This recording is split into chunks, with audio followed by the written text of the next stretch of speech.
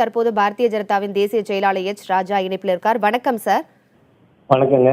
இந்த ஜல்லிக்கட்டு தொடர்பாக உச்சநீதிமன்றத்தில் தமிழக அரசு தாக்கல் செய்திருக்கிற இந்த சீராய்வு மனு தள்ளுபடி செய்யப்பட்டிருக்கு. இதை நீங்க எப்படி பாக்குறீங்க? உங்களுடைய கருத்துக்களை முன்வைங்க. அதாவது வழக்கு நீதிமன்றத்தில் இருக்கின்றவரை அரசாங்கம் என்ன நடவடிக்கையும் எடுக்க முடியாது. அதனால்தான் நாம் ஏற்கனவே சொல்லியிருந்தோம், ஏதோ ஒரு விதத்தில் இந்த வழக்கு வெளியே வந்து விட்டால் ஒன்று சாதகமாக இல்லை பாதமாக, அதற்கு பிறகு அரசாங்கம் சட்ட திருத்தம் கொண்டு வருவதன் மூலமாக நாம ஜல்லிக்கட்டை அனுமதிக்க முடியும். இப்போ அது தள்ளுபடி செஞ்சிருச்சு, அதனால வழக்கு வெளியில வந்துருச்சு. அது நடக்கவிருக்கின்ற குளிர்கால கூட்டத்தொடரில் நிச்சயமா இதற்கு சட்ட திருத்தங்களோடு நீதிமன்றம் இதை நிறுத்த முடியாத அளவிற்கான ஒரு நடவடிக்கை மேற்கொள்ளப்படும்.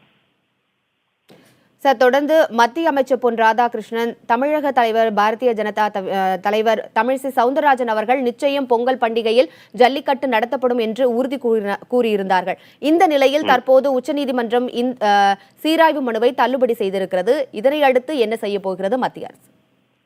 அதைத்தானே இப்ப நானும் சொன்னேன். இது இந்த பொங்கல்ல ஜல்லிக்கட்டு பொங்கலாக இது இருக்க வேண்டும். அது பாரதிய ஜனதா கட்சியின் விருப்பம்.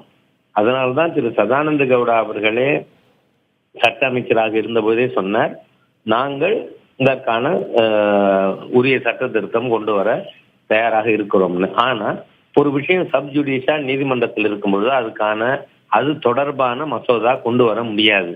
அதனாலதான் we were waiting for an opportunity. இது சாதகமா வந்தால் நல்லது, அதோட பிரச்சனை முடிஞ்சது. இது சாதகமா வரல, அதனால சட்ட திருத்தம் வரும்.